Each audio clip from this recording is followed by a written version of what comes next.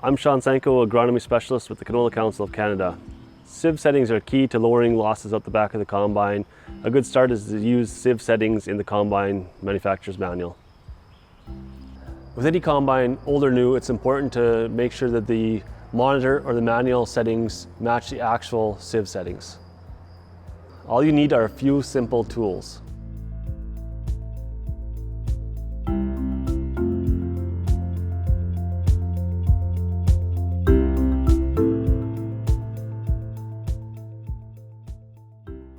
One recommended way of adjusting the sieve is to close the sieve off and make sure that it's zero in the cab.